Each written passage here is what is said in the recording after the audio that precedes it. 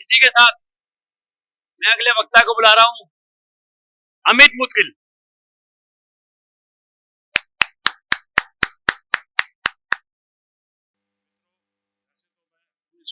से वैदिक ज्योतिष कर रहा हूँ, लेकिन मेरा मानना यह है कि कोई भी ज्योतिषी एक विद्या से अपना टारगेट पूरा नहीं कर सकता। जिस तरह एक योद्धा रण क्षेत्र में कई तरह के हथियार लेकर अपना टारगेट पूरा करता है, वैसे ही ज्योतिषी को एक से ज्यादा विद्यालय में जब पारंगत होगा तो तभी अपने लक्ष्य को प्राप्त करेगा। तो भविष्य के क्रम में झांकना इतना आसान काम नहीं है। तो मेरा यही मानना है कि गीता का एक सिद्धांत है कर्म का सिद्धांत, और ये कर्म का सिद्धांत उसमें कहा गया है कि कर्म ही पूजा है और कर्म ही भगवान है। और हमारी ये जो लाल किताब है इसी सिद्धांत के ऊपर ही है। मान लो किसी की कुंडली में मंदे ग्रह आ जाते हैं, तो ये नहीं है कि वो अपनी सारी जिंदगी उन मंदे ग्रहों के भरोसे बिता देगा। लाल किताब में जो सावधानियां बताई गई हैं, उपाय बताए गए हैं, उनसे वो अपने मंदे ग्रहों को ठीक करके अपना जीवन सुख में कर सकता है। अब आता है हमारा विषय गुरु खाना नंबर 10।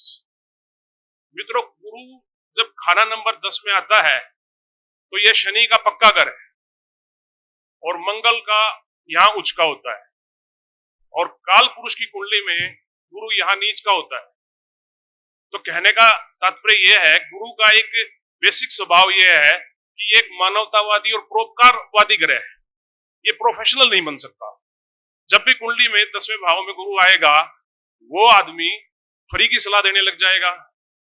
अब फ्री की सलाह जब देगा तो क्या कमाएगा, क्या खाएगा?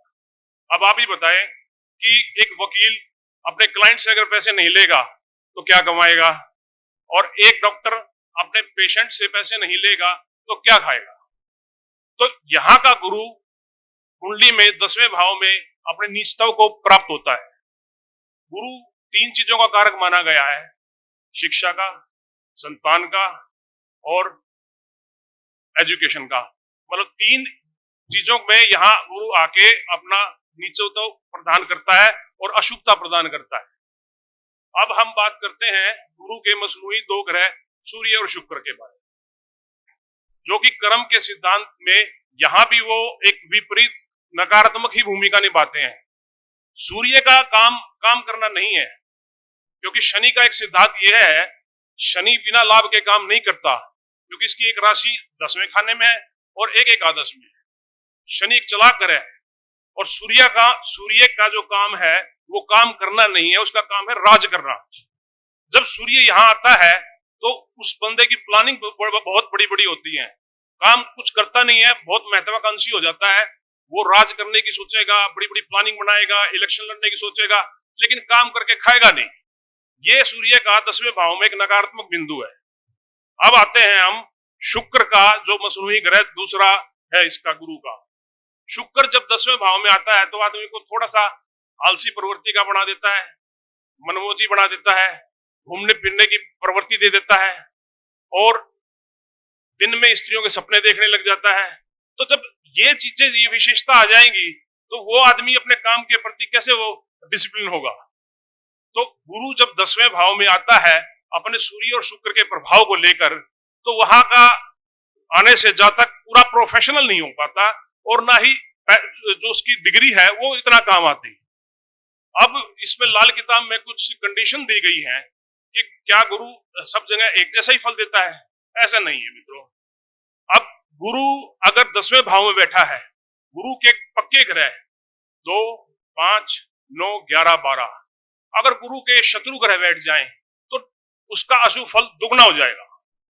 और रही दूसरी कंडीशन, गुरु अगर 10वें में है और शनि अपने अच्छे भाव में बैठा हुआ है, तो इसका मतलब ये हुआ, शनि अगर अच्छे भाव में जब कुंडली में बैठता है तो वह आदमी अपने काम के प्रति पूरा डिसिप्लिन होता है, वह काम को कभी इग्नोर नहीं करेगा, काम की पूजा करेगा।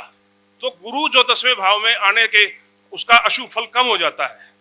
अब रही बात तीसरी, गुरु अब मान लो अशुभ हो गया तो इसको कैसे किया जाएगा हम?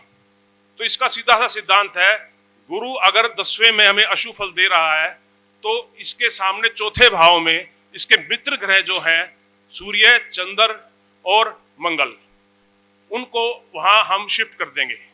और जो दूसरा एक है, दूसरे भाव से भी ये बुनियादी ग्रह बनता है। तो सूर्य, चंद्र, मंगल की चीज अगर हम धर्म स्थान पे दें या हम उनका प्रवाह करें तो यहाँ का गुरु अशुभ फल देना बंद कर देता है। अब रही बात गुरु की, एक गुरु का एक जो समय है वर्ष 16 वर्ष से लेकर 23 वर्ष तक कुंडली में अपना इफेक्ट डालता है। यही एक किसी भी बच्चे के लिए करियर का निर्धारक पॉइंट होता है।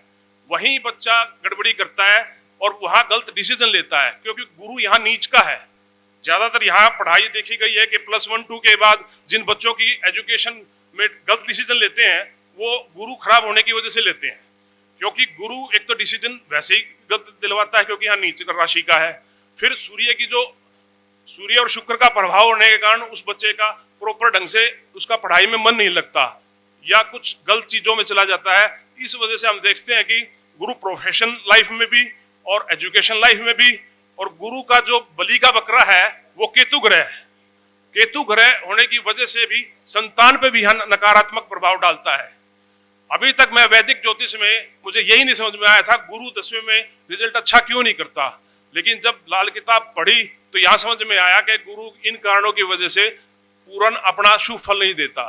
लेकिन मित्रों, अगर गुरु ये नहीं है कि हर कुंडली में अशुभ फल देगा, अगर उसके चौथे भाव में उसके मित्र ग्रह आ जाते हैं, ऑटोमेटिकली कुंडली में आ जाते हैं, तो गुरु अपना शुभ फल देता है। और ऐसे ही दूसरे भाव में अगर उसके मित्र ग्रह आ जाते हैं तो उसका अशुभ फल दूर हो जाता है और वो शुभ फल देने लग जाता है। तो इसी के साथ मित्रों मेरा यह विषय खत्म होता है और आपने बड़ा धैर्यपूर्वक इस विषय को सुना। धन्यवाद।